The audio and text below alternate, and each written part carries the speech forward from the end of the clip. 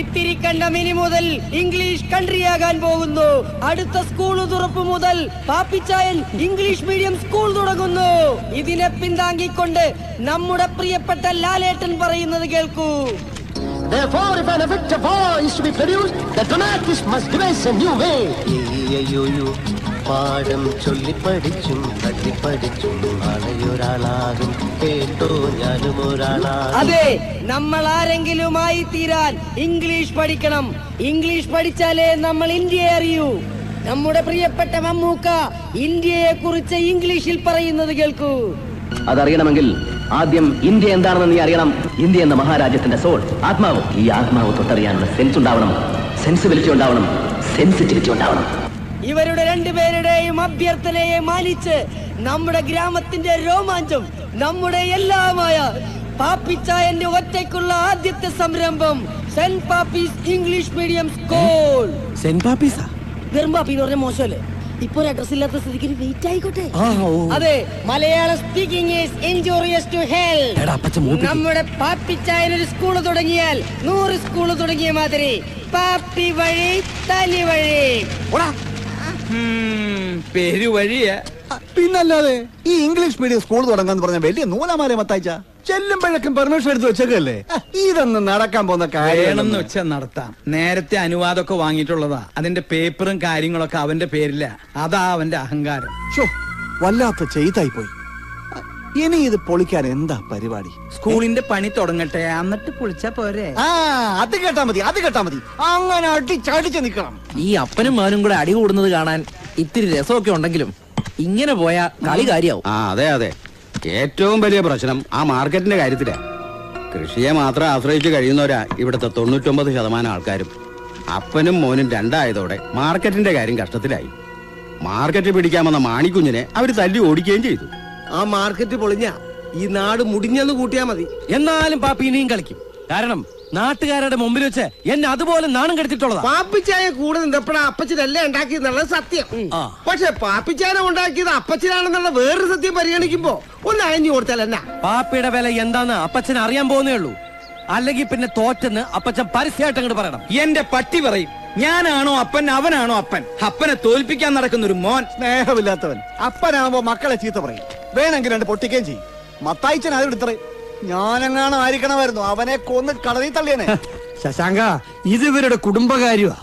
ഇവൻ പറഞ്ഞതിൽ എന്താ തെറ്റ്? അവനത് പറയാനുള്ള അധികാരമുണ്ട്. ഒരു ആപത്ത് സമയത്ത് കൂടെ നിന്നോനാ. ശത്രുക്കളോട് പോലും ക്ഷമിക്കാനാണ് മത്തായിച്ച കർത്താവ് പറഞ്ഞിരിക്കുന്നത്. എന്നിട്ടാണോ സ്വന്തം മകനോട്? കർത്താവിനത് പറയാം. കാരണം കർത്താവ് പെണ്ണും കെട്ടിയിട്ടില്ല, അങ്ങേർക്ക് ഇതുപോലെ തല തെറിച്ച പിള്ളേരും ഇല്ല. കർത്താവ് ഒരു കുരിശല്ലേ ചുമന്നുള്ളൂ. ഞാനിവിടെ 2-3 കുരിശ് ചുമന്നോണ്ടിരിക്കുക. വരുന്ന വലിയ പെരുന്നാളിനോടനുബന്ധിച്ച് പള്ളി മൈതാനത്ത് വെച്ച് വമ്പിച്ച സിനിമാ പ്രദർശനം. ഓരോ ദിവസവും ഓരോ സിനിമ. മക്കളെ ദ്രോഹിക്കുന്ന വകതിരിവില്ലാത്ത അപ്പന്മാർ നിർബന്ധമായും കണ്ടിരിക്കേണ്ട 5 ചരിത്ര സിനിമകൾ. മക്കൾ മഹാത്മ്യം, അച്ഛനുറങ്ങാത്ത വീട്, വൃദ്ധന്മാരെ സൂക്ഷിക്കുക, മേരെ ബാപ്പ് പഹലെ ആപ്പ്, ഡാഡി കൂൾ അഥവാ തണുത്ത തത്ത. വേണ്ടായിരുന്നു മോളെ. ഈ ഗ്രാമം മുഴുവൻ അസൂയയുടെ കണ്ടിരുന്ന ഒരു അപ്പനും മോനും അത്. അവരുടെ സ്നേഹവും സന്തോഷവും നീ കാരണം ഇല്ലാണ്ടായത്. അമ്മച്ചി, ഞാൻ അന്നേരത്തെ ഒരു മാനസികാവസ്ഥയില് എന്തായാലും വേണ്ടായിരുന്നു. അവിടുത്തെ അമ്മച്ചിയുടെയും മോടെയും ബ്രാക്ക് എന്റെ മോക്ക് കിട്ടല്ലേന്നാ ഇപ്പൊ എന്റെ പ്രാർത്ഥന.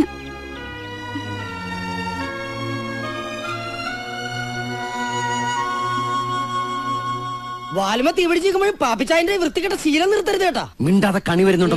വരുന്നുണ്ട്, തുറന്നോ. എവിടെടാ? മുമ്പിലല്ല, പുറകില്. ഇവിടെ.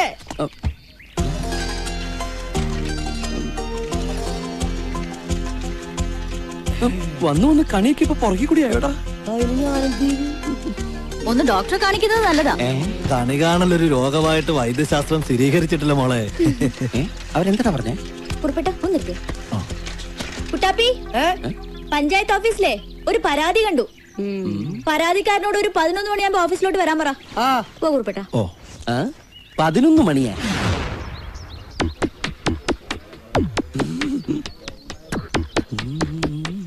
15 വർഷം മുൻപ് ഇപ്പൊ നിരപ്പേൽ ടെക്സ്റ്റൈൽസ് ഇരിക്കുന്ന സ്ഥലത്തിന്റെ പകുതി പഞ്ചായത്ത് വക പുറമ്പോക്കാണെന്നും ആ സ്ഥലം പഞ്ചായത്തിലേക്ക് കണ്ടുകെട്ടണം എന്നതുമാണ് പരാതി.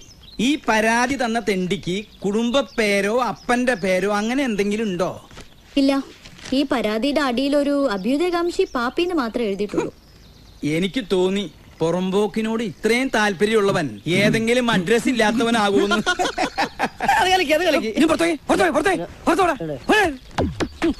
പ്രസിഡന്റ് പരാതി മുഴുവൻ വായിച്ചല്ലോ. പെട്ടെന്ന് തീരുമാനം എടുക്കണം. എനിക്ക് മാന്യന്മാരായിട്ട് വേറൊരു മീറ്റിംഗ് പുറത്തുള്ളതാ. എന്താ ഇതിന് മറുപടി പറയാനുള്ളത്? പ്രസിഡന്റ്, ആധാരത്തിലുള്ള സ്ഥലത്താണ് കടയിരിക്കുന്നത്. സംശയം ഉണ്ടെങ്കിൽ നിങ്ങൾ അളന്നു നോക്കിക്കോളൂ. ഈ സ്ഥലം ഞാൻ കട പൂട്ടി വീട്ടിൽ പോകുമ്പോ കക്ഷത്തിൽ വെച്ച് കൊണ്ടുപോകാറില്ല. അളക്കണം പ്രസിഡന്റ്, അളക്കണം. ഈ നെരപ്പേൽ മത്തായും കുടുംബക്കാരും പണ്ട് വളച്ചെടുത്തിട്ടുള്ളതാ. ഈ പെണ്ണിനെ വളയ്ക്കാൻ പറ്റാത്തവനാണ് പുറമ്പോക്ക് വളയ്ക്കണ കാര്യം പറയുന്നത്.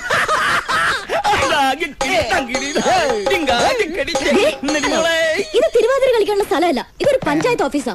കുറച്ചുകൂടെ ഡീസന്റ് ആവണം. അതങ്ങനെയുള്ളവരോട് പറയൂ. പിന്നെ പ്രസിഡന്റ്, ഈ സ്ഥലത്തിന്റെ കാര്യം മാത്രമല്ല, എല്ലാം എന്റെ കാൽ കീഴിലാന്ന് ധരിക്കുന്ന, മീശയില്ലാണ്ട് മീശ പിരിച്ചുകൊണ്ടിരിക്കുന്ന നേരപ്പേൽ മത്തായി എന്തൊക്കെ വളച്ചെടുത്തിട്ടുണ്ട്, എന്തൊക്കെ എവിടെയൊക്കെ പൂഴ്ത്തിവെച്ചുണ്ടെന്നും ആരെയൊക്കെ എന്തൊക്കെ ചെയ്തിട്ടുണ്ടെന്നും പറയേണ്ട സ്ഥലത്ത് പറയേണ്ട സമയത്ത് പറയേണ്ടവരോട് ഞാൻ പറഞ്ഞോളാം. വിടില്ല ഞാൻ. തുടങ്ങിയിട്ടേ ഉള്ളൂ. ഇനി അടുത്ത എന്റെ പരാതി ഇൻകം ടാക്സിനോടാ. ഇപ്പൊ തന്നെ പോവാ ഞാൻ ഡൽഹിക്ക്.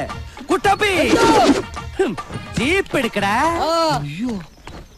ആ ജീപ്പ് കൊണ്ട് ഡൽഹിക്കോ? എന്തായാലും ഞങ്ങളൊന്ന് അന്വേഷിക്കട്ടെ. ഇൻകം ടാക്സുകാരുടെ കാര്യത്തിൽ പേടിക്കേണ്ട കാര്യമില്ല. അവരിങ്ങോട്ട് വരുന്നതിന് മുമ്പ് നമുക്ക് അങ്ങോട്ട് ചെന്ന് സറണ്ടർ ചെയ്യാം. ഇൻകം ടാക്സുകാരെ അല്ല പേടി, അവന് എന്നെ കുറിച്ച് അറിയുന്ന വേറെ രഹസ്യങ്ങൾ വീട്ടിലെ മറിയോട് പറഞ്ഞ എന്റെ ഫാമിലി ലൈഫ്. എന്ത് രഹസ്യം അപ്പച്ച? പോടാ അപ്പച്ചൻ, അവന്റെ അമ്മയുടെ തേങ്ങ. ഈ സ്റ്റേ ഓർഡറിൽ പറയുന്നത് നിരപ്പേൽ മത്തായി നടത്തുന്ന എല്ലാ പ്രസ്ഥാനങ്ങളിലും പാപ്പിക്ക് തുല്യ അവകാശമുണ്ട്, അതിനുള്ള രേഖകളും കയ്യിലുണ്ടെന്ന. ഇങ്ങനെയുള്ള തർക്കം നിലവിലുള്ളതിനാൽ കോടതിയുടെ അനുവാദം ഉണ്ടാകുന്നവരെ മത്തായച്ചന്റെ എല്ലാവിധ പണമിടപാടുകളും മരവിപ്പിച്ചിരിക്കുക. ഞങ്ങളുടെ ഭാഷയിൽ ഫ്രീസ് ചെയ്തു എന്നൊക്കെ പറയും. ചുരുക്കി പറഞ്ഞാൽ ഇനി കോടതിന്ന് ഒരു അറിയിപ്പ് ഉണ്ടാകുന്നത് വരെ ബാങ്കിൽ നിന്ന് നയാ പൈസ എടുക്കാൻ പറ്റില്ല. അതല്ലേ വക്കീലേ? അതെ. എന്നാ പിന്നെ സാറിന് ഞാൻ ഓഫീസിൽ വന്ന് കണ്ടോളാം. ആയിക്കോട്ടെ.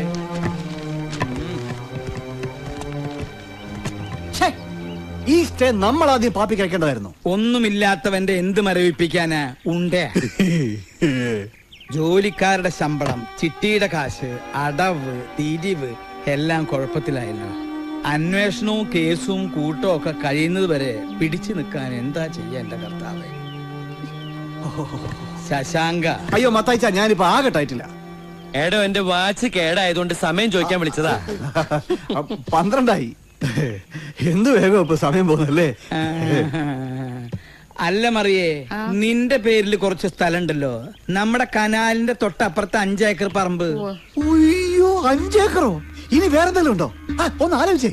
അല്ല, ഈ വീട് ആരുടെ പേരില? എന്തിനാ? മത്തായിച്ചന്റെ സ്ഥാനത്ത് ഞാനായിരുന്നെങ്കിൽ ഉണ്ടല്ലോ കയ്യിലുള്ളതെല്ലാം വിറ്റ് പേർക്ക് പാപ്പയ്ക്ക് പണി കൊടുത്താന്.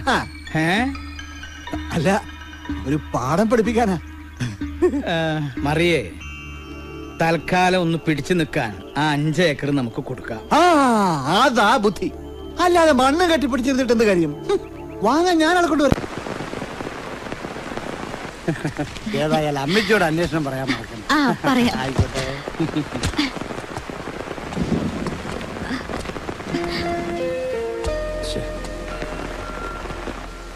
പെട്ടെന്നൊരു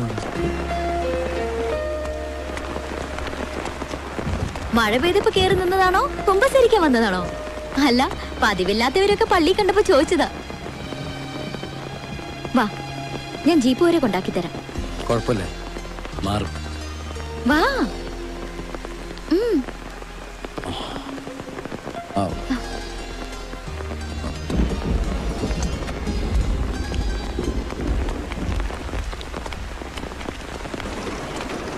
കാര്യങ്ങൾ ഇങ്ങനെ ആയതില് എനിക്ക് നല്ല വിഷമമുണ്ട്. എന്തിനാ എന്റെ കല്യാണം മുടക്കിയത്? അതുകൊണ്ടല്ലേ ഈ പ്രശ്നങ്ങളെല്ലാം തുടങ്ങിയത്. ഞാൻ ആരുടെയും കല്യാണം മുടക്കിയിട്ടില്ല. പിന്നെ വീട്ടിലൊന്നും ബഹളം ഉണ്ടാക്കിയെന്ന് കേട്ടപ്പോ ഞാനും എന്തൊക്കെയോ പറഞ്ഞു. പരിസരം നോക്കിയില്ല. അപ്പോ പിന്നെ ആരാ വീട്ടിൽ പോയി തല്ലുണ്ടാക്കിയത്? അവനായിരിക്കും, ശശാങ്കൻ. ഞാനും അപ്പച്ചനും തമ്മിൽ തെറ്റിയ നേട്ടമുള്ളത് അവനല്ലേ. എന്നാ പിന്നെ അത് അപ്പച്ചനോട് പറയായിരുന്നില്ലേ? പ്രശ്നങ്ങൾ തീരില്ലേ? എന്തിന്? ഇത്രയും നാൾ ഒരുമിച്ച് കൂട്ടുകാരെ പോലെ നടന്നിട്ടും എന്നെ ഒട്ടും മനസ്സിലാക്കാൻ പറ്റിയില്ലെങ്കിൽ ആ ആളെ ഞാനും എന്ത് പറഞ്ഞ് മനസ്സിലാക്കാനാ?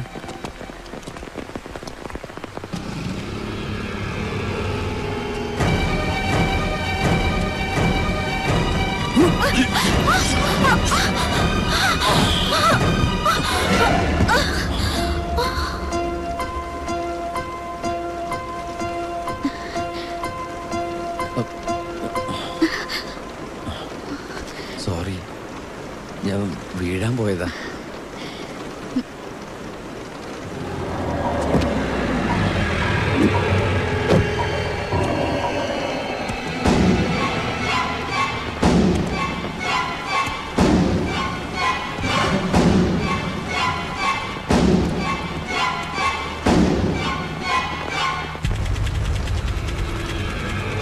വേഗം വണ്ടി കയറാം, ഞാൻ വീട്ടിൽ കൊണ്ടാക്കാം.